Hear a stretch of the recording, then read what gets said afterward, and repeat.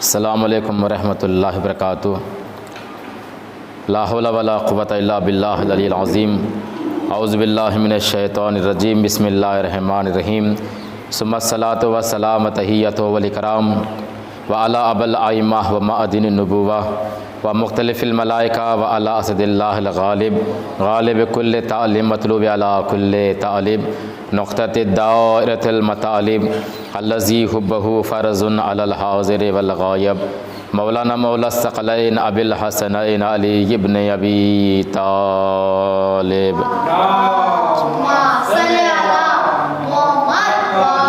ولعنۃ الدائم علی اعدائہم ومنکری فضائلہم ومصائبہم۔ اما بعد فقد قال اللہ تعالی وتبارک فی قرآن الکریم وہو اصدق الصادقین وہو قول الحق۔ بسم اللہ الرحمن الرحیم۔ ادعونی استجب لکم۔ صلوات پڑھیں محمد آل محمد۔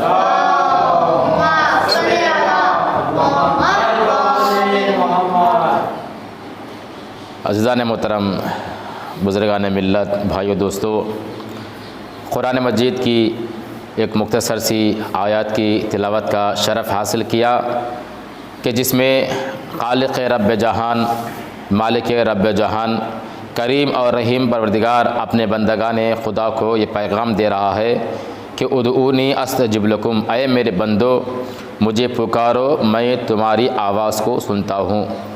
ادعونی استجب لکم، میں تمہاری آواز کو سنتا ہوں اور میں تمہیں جواب دیتا ہوں۔ کائنات میں اللہ کے علاوہ کوئی ایسا ہے جو اپنے بندوں سے یہ کہہ رہا ہے کہ تم مجھے پکارو، میں تمہاری آواز کو سنتا ہوں اور میں تمہیں جواب دیتا ہوں، سوائے خالق کائنات مالک رب دو جہان کے، جس نے اپنے بندوں کو آواز دیا اور یہ کہا کہ یہ بندو تم مجھے پکارو، میں تمہاری آواز کو سنتا ہوں اور میں تمہاری آواز پر میں لبیک کہتا ہوں اور میں تمہیں جواب دیتا ہوں۔ اس کے بعد مزاج پروردگار بدلتا ہے اور ارشاد فرماتا ہے کہ وہ لوگ جو ہماری عبادت سے منہ موڑتے ہیں، ہماری بندگی سے اکڑتے ہیں، ہمارے بارگاہ میں آنے سے کتراتے ہیں، ایسے منہ موڑنے والوں کو عنقریب جہنم میں داخل کر دوں گا۔ لہٰذا اس کریم پروردگار نے اپنے بندوں کو اللہ کی بارگاہ میں جھکنے کا حکم دیا۔ اس کریم پروردگار نے اللہ کی بارگاہ میں انسانوں کو بلانے اور انسانوں کو آنے کا حکم دیا۔ چوتھی امام زین العابدین علیہ السلام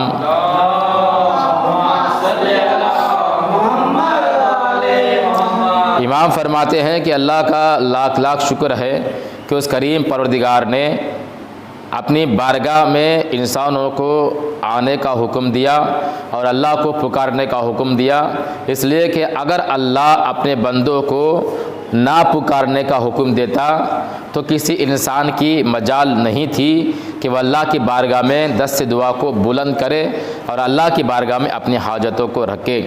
تو لہٰذا یہ اللہ کا کتنا بڑا احسان ہے کہ اس کریم پروردگار نے اپنے بندوں کو اللہ کی بارگاہ میں بلا کر دعا کرنے کا حکم دیا ہے۔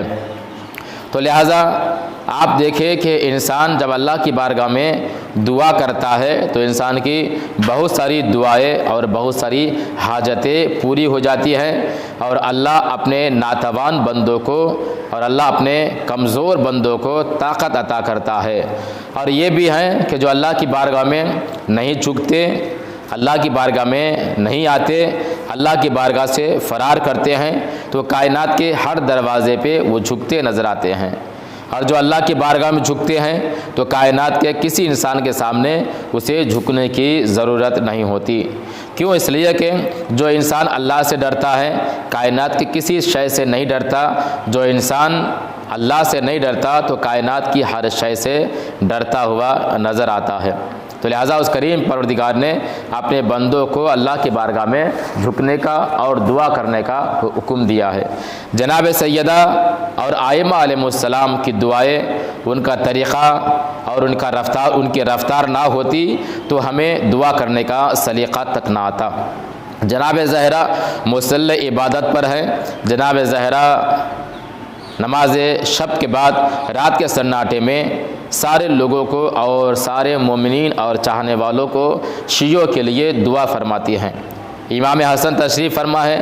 امام حسن نے اپنے والد گرامی سے سوال کیا کہ جبکہ امام حسن اپنے علم غیب سے، علم امامت سے جانتے ہیں کہ کون کیسے دعا کرنا ہے، طریقہ کیا ہے، یہ بے شک امام حسن جانتے ہیں، لیکن تاریخ میں امام حسن کو لکھوانا تھا، بتانا تھا، پیغام امت کو پہنچانا تھا۔ امام حسن سوال کرتے ہیں کہ اے والد گرامی، یہ کیا بات ہے کہ آپ نے دوسروں کے لیے دعا کی ہے، آپ نے اپنے لیے کوئی دعا نہیں کی۔ اب جناب زہرا خود معصومہ ہے، امام حسن بھی معصوم ہے، سوال کرنے والا بھی معصوم ہے، جواب دینے والی بھی معصومہ ہے۔ اب جناب زہرا ارشاد فرماتی ہے کہ اے والد، اے میرے لال، اے میرے لقت جگر، اے میرے نور چشم، یا بنیا الدار ثم الدار، اے میرے لال، جو انسان دوسروں کے لیے دعا کرتا ہے اسے اپنے لیے دعا کرنے کی ضرورت نہیں ہوتی۔ کیوں؟ اس لیے کہ جو انسان دوسروں کا اچھا چاہتا ہے، دوسرے کی بھلائی چاہتی ہے، جو انسان دوسروں کا بھلائی چاہتا ہے خود بخود اس کے لیے اچھائی ہوتا ہے، اور جو انسان دوسروں کی برائی چاہتا ہے اس کے ساتھ ہمیشہ برا ہوتا ہے۔ اس لیے کہ قانون ہے، قانون الہی ہے، جو انسان دوسروں کا بھلا چاہتا ہے اس کے ساتھ ہمیشہ اچھا ہوتا ہے، اور جو انسان دوسروں کا برا چاہتا ہے اس کے ساتھ ہمیشہ برا ہوتا ہے۔ آپ نے بار بار یہ سنا ہوگا کہ جو انسان دوسروں کے لیے گڑھا کھودتا ہے تو کیا ہو جائے گا؟ وہ خود اپنے ہی گڑھے میں گر جائے گا۔ اس لیے کہ انسان، اس لیے کہا کہ ہمیشہ آپ اپنے لیے اور دوسروں کے لیے اچھا چاہیے، دوسروں کی بھلائی چاہیے۔ جو انسان دوسروں کی بھلائی چاہتا ہے اسے اپنے لیے دعا کرنے کی ضرورت بھی نہیں پڑتی۔ ہمارے ائمہ علیہ السلام نے ہمیں بتایا کہ جو انسان دوسروں کے لیے دعا کرتا ہے اس کے ساتھ ہمیشہ اچھا ہوتا ہے، اور جو انسان دوسروں کی بھلائی چاہتا ہے وہ کبھی بھی دوسروں سے حسد نہیں کرتا۔ جو انسان دوسروں کی بھلائی چاہتا ہے تو کیا ہوگا؟ وہ کبھی بھی حسد نہیں کرے گا۔ حسد سے مراد کیا ہے؟ حسد سے مراد یہ ہے کہ اگر کسی کو عزت مل گئی، عزت کو دیکھ کر دل میں جلن پیدا ہونا، اسے حسد کہتے ہیں۔ ایک چیز ہو گئی حسد، ایک چیز ہو گئی غبطہ۔ دونوں الگ الگ چیز ہیں۔ غبطہ الگ ہے، حسد الگ ہے۔ غبطہ کیا ہے؟ غبطہ یعنی ایک چیز کسی کو ملی ہے، عزت ملی، شہرت ملی، مال ملا، مکان ملا، گاڑی ملی، ایک چیز کسی کو مل گئی ہے۔ ہمارے ائمہ نے ارشاد فرمایا کہ تم غبطہ کرو، حسد نہ کرو۔ غبطہ سے مراد کیا ہے؟ غبطہ سے مراد یہ ہے کہ ایک چیز کسی کو مل گئی، مثال کے طور پر دولت ملی، شہرت ملی، عزت ملی، گاڑی ملی، ملنے کے بعد دوسرا مومن اللہ کی بارگاہ میں دعا کرے کہ پروردگار تو نے فلاں بندے مومن کو عزت دیا ہے، وہ عزت تو مجھے بھی دے دے۔ فلاں بندے مومن کو تو نے دولت دی ہے، وہ دولت تو مجھے بھی دے دے۔ فلاں بندے مومن کو تو نے مکان دیا ہے، وہ مکان تو مجھے بھی دے دے۔ یہ دعا کرنا غبطہ کہلاتا ہے، یعنی دوسروں کی بھلائی کو دیکھ کر اپنی ذات کے لیے دعا کرنا یہ غبطہ ہے۔ اسلام میں یہ عبادت ہے، جائز بھی ہے۔ حسد کسے کہتے ہیں؟ کسی کی عزت کو دیکھا، کسی کو دولت کو دیکھا، کسی کے مقام کو دیکھا، کسی کی گاڑی کو دیکھا، کسی کے شہرت کو دیکھا، اب دل میں حسد پیدا ہو گئی، دل میں جلن پیدا ہو گیا، اور ایک کوشش میں ہے کہ کب میں اسے بے عزت کر دوں، کب اس کی دولت چلی جائے، کب اس کا مقام چلا جائے، کب اس کی عزت چلی جائے، اسے کہتے ہیں حسد۔ اسلام میں غبطہ کرنے کو جائز قرار دیا، حسد کرنے کو ناجائز قرار دیا۔ غبطہ کر سکتے ہیں، حسد نہیں کر سکتے۔ غبطہ انبیاء کی سیرت ہے، غبطہ کرنا انبیاء کی سیرت ہے۔ اس لیے روایت میں ہے کہ جب جناب عباس علیہ السلام کا مقام انبیاء قیامت میں دیکھیں گے، حسد نہیں کریں گے، غبطہ کریں گے۔ انبیاء آدم سے لے کر عیسیٰ تک ہر نبی جناب عباس کے مقام کو دیکھے گا کہ جناب عباس کو اللہ نے کتنا مقام دیا ہے، اس مقام کو دیکھے گا ہر نبی۔ عوام کی بات نہیں ہے، لوگوں کی بات نہیں ہے، پبلک کی بات نہیں ہے، ہر نبی جب جناب عباس کے مقام کو دیکھے گا تو غبطہ کرے گا، حسد نہیں کرے گا۔ کیا کہے گا کہ پروردگار آدم سے لے کر عیسیٰ تک ہر نبی یہی کہیں گے کاش یہ مقام مجھے مل جاتا۔ اس کا مطلب کیا ہے؟ غبطہ کرنا اسلام میں جائز ہے، حسد کرنا جائز نہیں ہے۔ اب کیسے پتہ چلے کہ وہ انسان جو آپ کے سامنے ہے محبت کا دعویٰ کرتا ہے، آپ سے دوستی کا دعویٰ کرتا ہے، اب کیسے پتہ چلے کہ وہ آپ کا دوست ہے یا آپ کا دشمن ہے؟ آپ سب سے ملتے ہیں، سب سے محبت سے بات کرتے ہیں، سب سے میل جول رکھتے ہیں، اب کیسے پتہ چلے کہ سامنے والا آپ کا دوست ہے یا دشمن ہے؟ اس کی 3 علامتیں ہیں، ان 3 علامتوں سے آپ پہچانیے۔ اگر وہ 3 علامتیں آپ کے دوست کے پاس ہیں، علامتیں ہیں، تو سمجھ جائیے کہ وہ آپ کا دوست ہے یا آپ کا دشمن ہے۔ 3 علامتیں نہیں ہیں تو سمجھ جائیے کہ وہ آپ کا دوست ہے۔ 3 علامتیں اگر پائی جاتی ہے کسی انسان کے اندر، وہ انسان کبھی بھی آپ کی دوستی کے لائق نہیں ہو سکتا، وہ آپ کا ہمیشہ ہمیشہ کے لیے دشمن رہے گا۔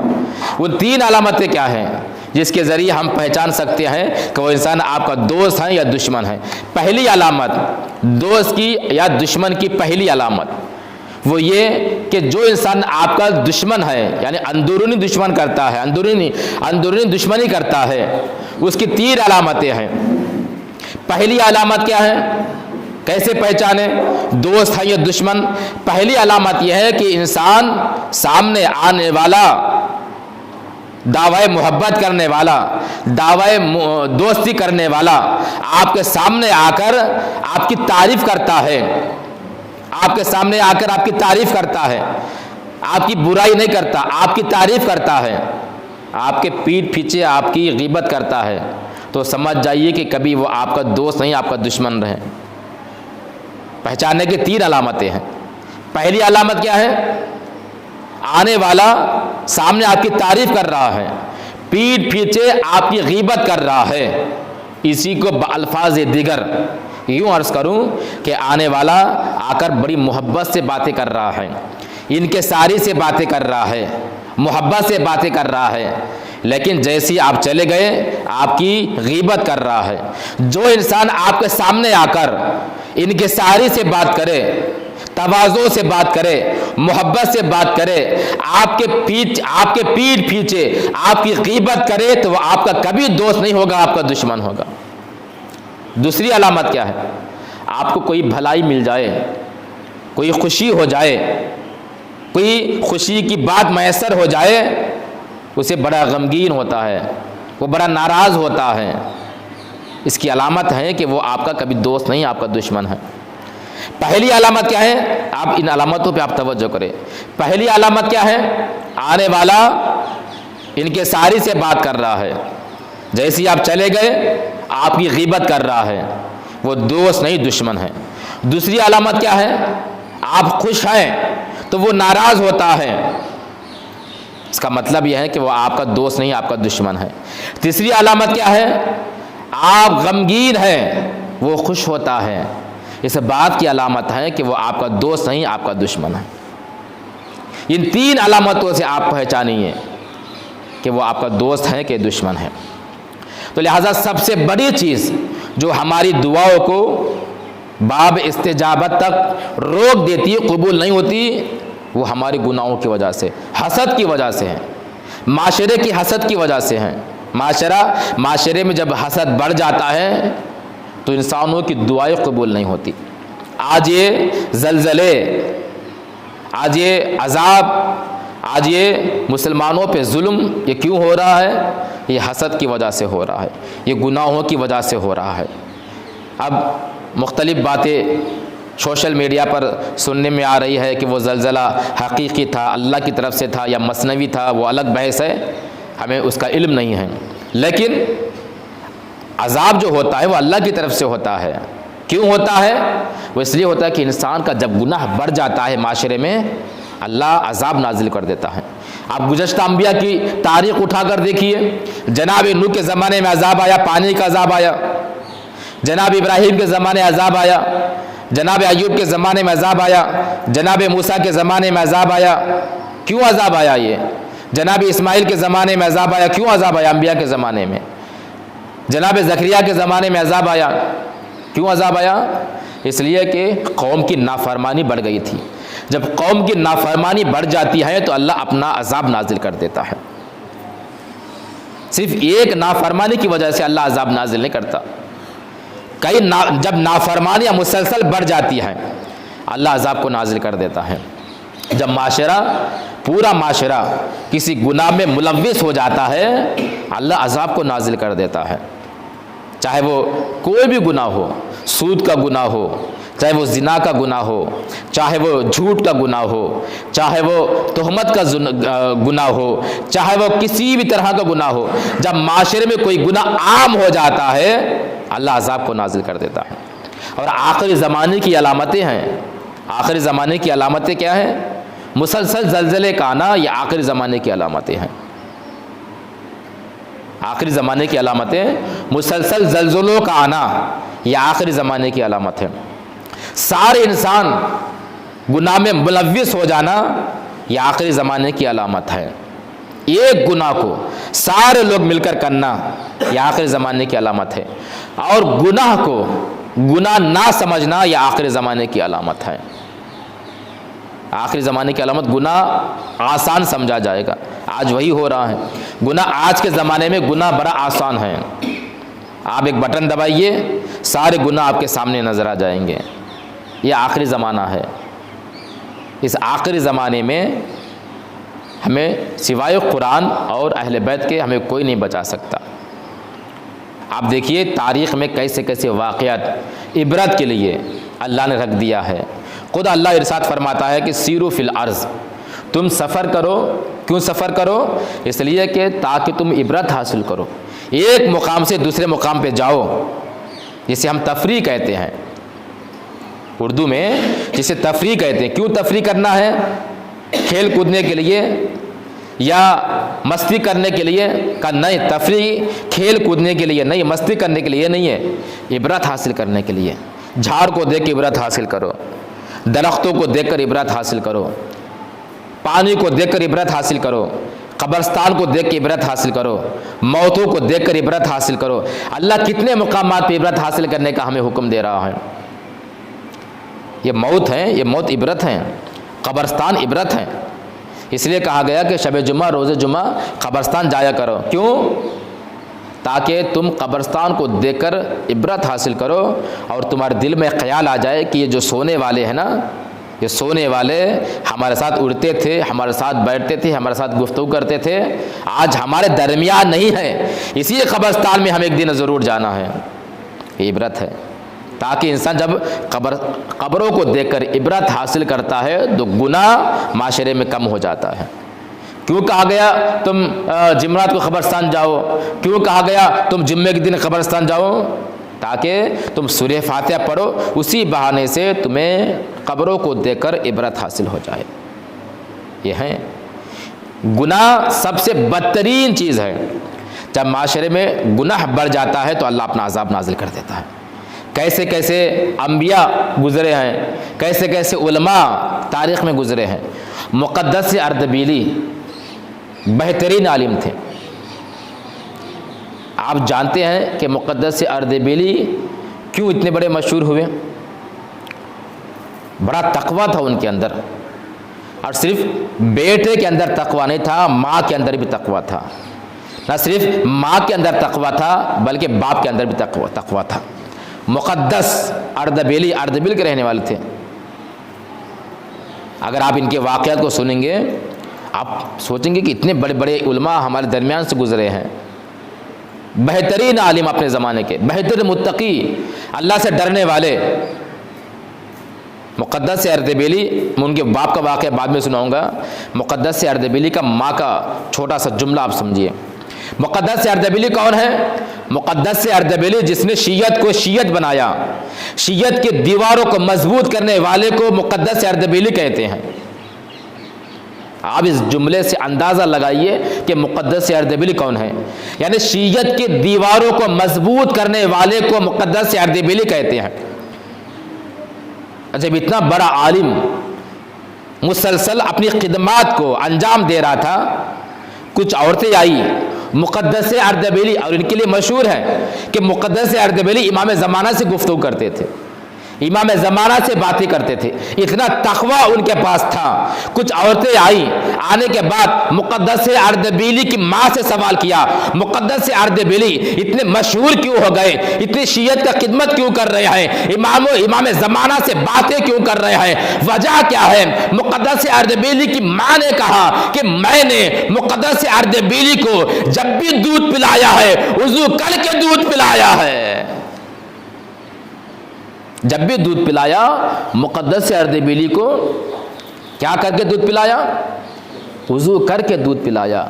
جب ماں اپنے بچے کو دودھ پلاتے وقت دودھ پلانے سے پہلے وضو کر کے دودھ پلاتی ہے تو زمانے کا مقدس اردبیلی بن جاتا ہے، بہترین عالم۔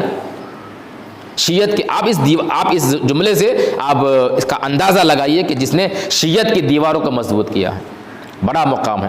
اب ان کے والد دیکھیے، کام کرتے جناب مقدس اردبیلی کے والد کام کرتے ہوئے تھک گئے، چہرے پہ پانی ڈالنا چاہا، سامنے پانی نظر آیا، ایک جھیل تھی، سامنے پانی نظر آیا، مقدس اردبیلی کے والد نے چہرے پانی اٹھایا، چہرے پانی ڈالا، اور اس دریا سے یا جھیل سے ایک سیب آ رہا تھا، نالے سے ایک سیب آ رہا تھا، سیب نظر آیا۔ جناب مقدس اردبیلی کے والد نے اس سیب کو اٹھایا، بھوک لگ رہی تھی، کھا لیا۔ جب کھا لیا تو دل میں خیال آیا، ذہن میں خیال آیا، یہ آخر سیب کس کا ہے؟ جستجو میں چلے معلوم کرنے کے لیے یہ سیب کس کا ہے۔ اللہ اکبر، کتنا بڑا مقام ہے مقدس اردبیلی کا، اردبیلی کے والد کا۔ ماں کیسی ہے؟ بغیر دودھ کے، بغیر وضو کے دودھ نہیں پلانے والی ماں۔ باپ وضو کر رہے ہیں، سیب نظر آیا، چہرے پہ پانی ڈال رہے ہیں، سیب نظر آیا، سیب کو کھا لیا، بھوک لگ رہی تھی، جب کھا لیا ذہن میں خیال آیا یہ سیب آخر کس کا ہے؟ معلوم کرتے کرتے، جستجو کرتے کرتے کئی دنوں کے بعد پتہ چلا ایک باغ ہے، باغ میں سیب کا درخت ہے، سیب نیچے گرا اور ہوا کے جھونکوں سے پانی میں آیا، نالے کے پاس، نالے سے ہوتا ہوا پانی کے سہارے سے یہاں تک پہنچ گیا۔ باغ کے مالک کے پاس گئے، جانے کے بعد کہا کہ میں فلاں وقت پر فلاں جگہ پر میں چہرے پہ پانی ڈال رہا تھا، دریا سے نالے سے ہوتا ہوا سیب دکھائی دیا، میں نے اس سیب کو کھا لیا۔ مقدس اردبیلی کے والد کہتے ہیں کہ کیا تو نے اس سیب کو معاف کر دیا، مجھے حلال کر دیا؟ اس شخص نے، اب وہ سمجھ گیا کہ کوئی معمولی شخص نہیں ہے، اپنے زمانے کا بڑا عالم ہے، متقی پرہیزگار ہے، کہا کہ میں حلال نہیں کروں گا، ایک شرط پہ حلال کروں گا۔ کیا شرط ہے؟ کہ تم میری بیٹی سے شادی کر لو، میں حلال کر دوں گا، میں معاف کر دوں گا۔ حلال کرنے کا مطلب ہے میں معاف کر دوں گا۔ کیا کھا لیا؟ چھوٹا سا سیب کھا لیا۔ جستجو کرتے ہوئے چلے، پتہ چلا سیب کا مالک فلاں ہے، کہا کہ میں نے سیب کھا لیا، معاف کر دو۔ کہا معاف نہیں کروں گا۔ کب معاف کرو گے؟ کہا کہ تم میری بیٹی سے شادی کر لو، میں معاف کر دوں گا۔ آپ ذرا سوچیں، جناب مقدس اردبیلی کے والد کی جگہ پہ کوئی اور ہوتا تو کیا کرتا؟ فوراً گھر آ جاتا اور اس کا حساب ہی نہ کرتا۔ یہاں حساب نہ کرے مگر اللہ تو حساب کرے گا، قیامت میں تو حساب دینا ہے۔ کہا کہ میں معاف کر دوں گا، سیب معاف کر دوں گا، کھا لیا معاف کر دوں گا، مگر میری شرط ہے۔ کیا شرط ہے؟ تم میری بیٹی سے شادی کر لو، میں معاف کر دوں گا۔ سوچا اب کوئی چارہ نہیں ہے، اب شادی بھی نہیں ہوئی، جوان تھے، شادی بھی نہیں ہوئی، جوان تھے، کہا کہ شادی بھی نہیں ہوئی، چلو کہا کہ میں شادی کر لوں گا، میں راضی ہوں۔ اس کے بعد جب وہ راضی ہو گیا تو باپ نے کہا، یعنی جو باغ کا جو مالک تھا، باغ کے مالک نے کہا کہ تم جب راضی ہو گئے میری بیٹی سے شادی کرنے کے لیے، پہلے تم میری بیٹی کی خصلتوں کو، اس کی خصوصیات کو سنو کہ کیا خصوصیت ہے۔ کہ میری بیٹی پہلی خصوصیت، توجہ چاہتا ہوں، کہ پہلی خصوصیت کیا ہے؟ کہ میری بیٹی اندھی ہے، نابینا ہے، آنکھوں سے دکھائی نہیں دیتا، میری بیٹی کو آنکھوں سے دکھائی نہیں دیتا، نابینا ہے۔ کہ دوسری چیز کیا ہے؟ بہری ہے، سنائی نہیں دیتا۔ کہ تیسری شرط کیا ہے؟ اپاہج ہے، نہ چل سکتی ہے نہ حرکت کر سکتی ہے۔ کا چوتھی خصوصیت کیا ہے؟ کہ گونگی ہے، بول نہیں پاتی۔ کیا کوئی ہے انسان جو ایسی لڑکی سے شادی کرنے والا؟ نابینا، آنکھوں سے دکھائی نہیں دیتا، سنائی نہیں دیتا، بہری، گونگی، بول نہیں سکتی، اپاہج، چل نہیں سکتی، حرکت نہیں کر سکتی۔ مقدس اردبیلی ایک سیب کو حلال کرنا ہے، معاف کروانا، ایک سیب کو معاف کروانا ہے۔ اتنی چیزوں کو سننے کے باوجود بھی کہا ٹھیک ہے میں راضی ہوں، میں شادی کر لوں گا۔ کیوں شادی کرنے پہ راضی ہو گئے؟ جو سیب کھا لیا تھا بغیر اجازت کے، اس سیب کو حلال کرنے کے لیے۔ آپ ذرا سوچیں، ہم جب کسی مارکیٹ سے جاتے ہیں، کوئی چیز ہم خریدنے کے جاتے ہیں، بغیر انگور اٹھا کے کھا لیا، بغیر پوچھے کھجور کھا لیا، کیا یہ جائز ہے؟ اب بالکل جائز نہیں ہے۔ جب تک مالک راضی نہیں ہے یہ جائز نہیں ہو سکتا۔ بغیر اجازت کے، مالک کے بغیر اجازت کے آپ انگور خریدنے کے لیے چلے گئے، آپ دیکھنا چاہتے ہیں انگور میٹھا ہے یا میٹھا نہیں ہے، آپ اجازت لے، آپ کھائیے۔ آپ کھجور خریدنا چاہتے ہیں، مالک کی اجازت کے بغیر آپ نہیں کھا سکتے۔ آپ کوئی بھی چیز پہلے دیکھنا چاہتے ہیں اچھی یا خراب، مالک کے بغیر کی اجازت کے آپ منہ میں نہیں ڈال سکتے، حرام ہے، حرام۔ آپ بغیر اجازت کے آپ کھا لیں گے، اس سے کیا ہوگا؟ نطفہ تیار ہوگا، نطفے سے بیٹا پیدا ہوگا۔ اب جب بیٹا بغیر اجازت کے مالک کے انگور جب کھائے گا انسان، اس کا اثر کس میں نظر آئے گا؟ بچوں میں نظر آئے گا، نسل میں نظر آئے گا۔ تو لہٰذا یہ ساری چیزیں ہیں۔ تو کہا کہ سیب کھا لیا، اب حلال کرنا چاہتے ہیں، کب بیٹی سے شادی کر لو، حلال کر دوں گا۔ کیا شرائط ہیں؟ کیا چیزیں ہیں؟ کون سی باتیں ہیں؟ دکھائی نہیں دیتا، بہری ہے، سنائی نہیں دیتا، گونگی ہے، بول نہیں پاتی، اپاہج ہے، چل نہیں پاتی۔ ہے کوئی انسان جو ایسی عورت سے شادی کرنے والا؟ مگر مقدس اردبیلی کے والد کا ایک سیب کو معاف کروانے کے لیے کہا کہ میں گونگی سے شادی کر لوں گا، میں بہری سے شادی کر لوں گا، میں اپاہج عورت سے شادی کر لوں گا۔ راضی ہو گئے، نکاح ہو گیا۔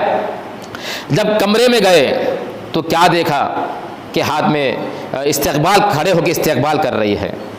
ابھی پریشان، زبان سے کہہ رہی آئیے بسم اللہ، ابھی پریشان۔ فوراً لڑکی کے والد کو بلایا، بلانے کے بعد کہا کہ تم نے تو جھوٹ بولا، تم نے کہا کہ تمہاری بیٹی گونگی ہے تو بول رہی ہے، تم نے کہا کہ تمہاری بیٹی اندھی ہے، دکھائی نہیں دیتا، یہ تو دیکھ پا رہی ہے، تم نے کہا کہ تمہاری بیٹی اپاہج ہے، چل نہیں پاتی، یہ تو چل رہی ہے، تم نے کہا کہ تمہاری بیٹی بہری ہے، یہ تو سن پاتی ہے۔ باپ نے کہا کہ میری بیٹی گونگی ہے، اس کا مطلب یہ ہے کہ بول نہیں پاتی، بولتی ہے لیکن کبھی بھی کسی مومن کی اپنے زبان سے اس نے غیبت نہیں کی، اس لیے گونگی ہے۔ میری بیٹی بہری ہے، اس کا مطلب یہ نہیں کہ سنائی نہیں دیتا، سب کو سنتی ہے، مگر کبھی بھی اس نے ناجائز باتوں کبھی نہیں سنا، اس لیے بہری ہے۔ اب اندھی کیا ہے؟ کہا میری بیٹی سب کچھ دیکھتی ہے، نابینا نہیں ہے، اللہ نے آنکھوں کا نور عطا کیا ہے، مگر نابینا اس لیے ہے بغیر ہمارے اللہ کی اجازت کے بغیر معصومین نے جن چیزوں کو دیکھنے کا حکم دیا ہے، میری بیٹی نے اسی کو دیکھا ہے۔ ناجائز نامحرموں کو کبھی میری بیٹی نے نہیں دیکھا۔ کہ اپاہج، یہ تو چل پھرتی رہے ہیں، یہ تو چلتی ہے، پھرتی ہے، حرکت کرتی ہے۔ کہا کہ میرے اجازت کے بغیر، ماں کی اجازت کے بغیر میری بیٹی نے کبھی گھر سے قدم نہیں رکھا، اس لیے اپاہج ہے۔ آپ ذرا سوچئے، جب ماں ایسی ہوتی ہے تو بیٹا کون بنتا ہے؟ بیٹا مقدس اردبیلی بنتا ہے۔ آپ نے سوچا کہ چھوٹی چھوٹی چیزیں ہیں، ہم بغیر اجازت کے کھا لیں گے۔ چھوٹا سا سیب ہے، کیا ہو گیا؟ بغیر اجازت کے۔ چھوٹا سا انگور ہے، ایک انگور ہے، بغیر اجازت کے کھا لیں گے۔ آپ نے سوچا کہ بغیر اجازت کے ہم نے کھجور کھا لیا، بغیر اجازت کے ہم نے کسی کی چپل پہن لی۔ اسلام کہتا ہے جائز نہیں ہے، آپ بغیر اجازت کے چپل نہیں پہن سکتے کسی کی۔ اگر کسی کی چپل پہن کے آپ وضو بھی کرنا چاہتے ہیں بغیر اجازت کے، آپ کو وضو جائز نہیں ہے، وضو آپ کا حرام ہو جائے گا، آپ کا وضو صحیح نہیں ہے۔ اسلام باریک ہے، بہت باریک ہے۔ اسلام جتنا آسان ہے اتنا مشکل ہے۔ اسلام جتنا آسان ہے اتنا مشکل ہے، جتنا مشکل ہے اتنا آسان ہے۔ اسلام عمل کرنے والے کے لیے بڑا آسان ہے، عمل نہ کرنے والے کے لیے بڑا مشکل ہے۔ چپل ہے نا عاشر خانے میں رکھی جاتی ہے، باہر رکھی جاتی ہے، مسجدوں میں رکھی جاتی ہے، بغیر اجازت کے جائز نہیں ہے۔ چپل بغیر اجازت کے اگر کوئی انسان پہن کے وضو کرتا ہے اس کا وضو باطل ہو جاتا ہے۔ باریک ہے اسلام، بڑا باریک ہے۔ کوئی بھی انسان کسی کو دھکے دے کر مسجد میں مصلی پہ کھڑا ہو جاتا ہے اس کی نماز باطل ہو جاتی ہے۔ کوئی انسان اللہ کے سجدہ رکھ دیا، تسبیح رکھ دیا بیٹھنے کے لیے، کسی کام سے باہر گیا، جب تک وہ اجازت نہیں دیتا آپ آ کے اس کی جگہ پر بیٹھ کے نماز نہیں پڑھ سکتے، پڑھ لیا نماز باطل ہو جائے گی۔ اسلام بڑا نازک ہے۔ کسی کو اٹھا کر مسجد میں اس کی جگہ پہ آپ نہیں بیٹھ سکتے، نماز باطل ہو جائے گی۔ یہ مصلی اللہ کا گھر ہے، آپ کا گھر نہیں، اللہ کا گھر ہے۔ آپ نماز پڑھ کے چلے جائیں گے یہاں سے، لیکن چونکہ یہ مصلی، یہ مسجد، یہ گھر اللہ کا گھر ہے، اللہ کے گھر میں سب برابر ہیں۔ جو پہلے آ گیا وہی بیٹھ سکتا ہے، جو بعد میں آیا وہ پیچھے بیٹھ سکتا ہے۔ یا ایسا نہیں ہو سکتا کہ ایک جگہ ایک انسان بیٹھا رہے اور دوسرا جمعہ بھی پھر وہی بیٹھا رہے، یہ نہیں ہو سکتا۔ اسلام جائز نہیں ہے۔ آپ کسی کو بھی اللہ کے گھر میں نہیں اٹھا سکتے بغیر اجازت کے۔ آپ نے کسی بندے مومن کو اٹھا لیا، زبردستی اٹھا دیا، پیسے کے بل بوتے پہ اٹھا لیا، شہرت کے بل بوتے پہ اٹھا لیا، وہ آپ کو دیکھ کے کراہتاً اٹھ گیا، آپ کی نماز باطل ہو جائے گی، جائز نہیں ہے۔ اسلام بڑا نازک مسئلہ ہے، تو لہٰذا مقدس اردبیلی ہیں، ان کے والد کا مقام ہے۔ دیکھ ایک عالم کا واقعہ، اس کے بعد میں آپ کی زحمت کو تمام کر دوں گا۔ اپنے زمانے کے بہترین عالم ہیں، بہترین عالم ہے۔ بچہ بڑا ہوا، محلے میں گیا اور جانے کے بعد اس نے پتھر اٹھایا، اٹھانے کے بعد جو پانی کا جو گھڑا ہوتا ہے مشکیزہ، اسے پتھر مار کے توڑ دیا۔ عورت آئی اور آنے کے بعد شکایت کی کہ تمہارے بیٹے نے، عالم کا بیٹا، اپنے زمانے کا بہت بڑا عالم، مجتہد کا بیٹا پتھر مارا، پھوڑ دیا، مشکیزے کو پھوڑ دیا، پانی پورا بہہ گیا۔ عورت آئی اور آنے کے بعد شکایت کی کہ تمہارے بیٹے نے میرے مشکیزے کو توڑ دیا۔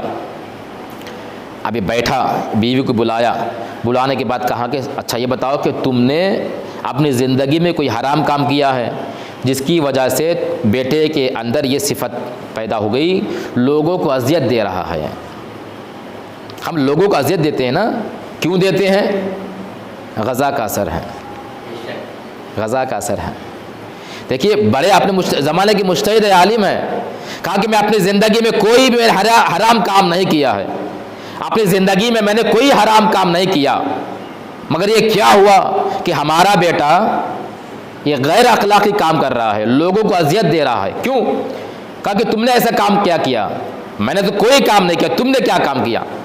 دیکھیے باپ اور ماں باپ کا اثر بچوں کی نسل میں آتا ہے۔ ماں اور باپ نیک ہے تو اولاد نیک بنتی ہے، ماں اور باپ بد اخلاق ہیں یا گنہگار ہیں تو اس کی نسل میں وہ چیز رواں ہوتی ہے، جاتی ہے، نسل میں آتی ہے، چیز آتی ہے۔ کہا کہ میں نے اپنی زندگی میں کوئی حرام کام نہیں کیا، تم نے کیا کیا؟ ماں بھی بڑی متقی پرہیزگار تھی، اپنے زمانے کا عالمہ تھی۔ کہا کہ بڑا سوچا، کہا کہ میں نے اپنی زندگی میں کوئی حرام کام نہیں کیا، واللہ تعالیٰ قسمیں کھا کے کہا کہ میں نے اپنی زندگی میں کوئی حرام کام نہیں کیا۔ جب تم نے حرام کام نہیں کیا، میں نے حرام کام نہیں کیا، تو بچہ لوگوں کو اذیت کیوں دے رہا ہے؟ معاشرے پہ بوجھ کیوں بن گیا ہے؟ جب کہا کہ معاشرے میں لوگوں اذیت کیوں دے رہا ہے، تب بڑا سوچ کے کہا کہ ہاں یہ ایک موقع ایسا ہے، ہو سکتا ہے کہ اس کی وجہ سے بچے کے اندر یہ شرارت آ گئی ہو۔ آپ سنیں گے تو آپ پریشان ہو جائیں گے، یعنی آپ کے رونٹیں کھڑی ہو جائیں گی۔ ہاں یہ چیز ہے، بچے پہ اثر کر سکتی ہے۔ اسلام، میں نے کہا کیا کہا؟ اسلام بڑا آسان مذہب ہے، اسلام بڑا مشکل مذہب ہے۔ اسلام بڑا آسان مذہب ہے، اسلام بڑا مشکل مذہب ہے، دونوں بھی ہیں۔ عمل کرنے والے کے لیے اسلام بڑا آسان ہے، عمل نہ کرنے والوں کے لیے اسلام بڑا مشکل ہے۔ بڑا سوچا، کہا میں نے کوئی گناہ نہیں کیا، حرام کام نہیں کیا۔ کہا تم نے کیا کیا؟ بڑا سوچ کے کہا ہاں ایک چیز ہے، اس کی وجہ سے یہ بات سامنے آ سکتی ہے۔ کیا کیا؟ کہا کہ جب میں حاملہ تھی پیٹ میں بچہ تھا، میں نے ایک کام کیا، کہا کہ تم نے کچھ سیب لائے تھے امانتاً میرے پاس، امانتاً کسی مومن نے تمہارے پاس سیب رکھوا لیا، یاپل جسے کہتے ہیں یاپل، کہا کہ سیب کسی مومن نے تمہارے پاس امانتاً رکھوا لیا تھا، اور کہا تھا کہ یہ امانت آپ اپنے پاس رکھیے، میں اپنے کام سے جا رہا ہوں، واپس ہوتے ہوئے میں آپ کی یہ امانت میں لے لوں گا۔ آپ نے سیب لیا، لینے کے بعد کمرے میں رکھ دیا۔ میں کپڑا سی رہی تھی، میرے ذہن میں خیال آیا کہ شاید کاش یہاں پہ سیب ہوتا، میں اس سے کھاتی۔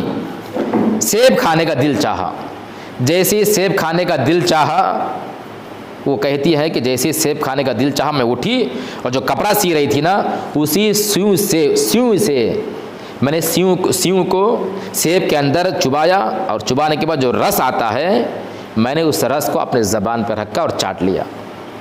اللہ اکبر، کتنا اثر ہوا!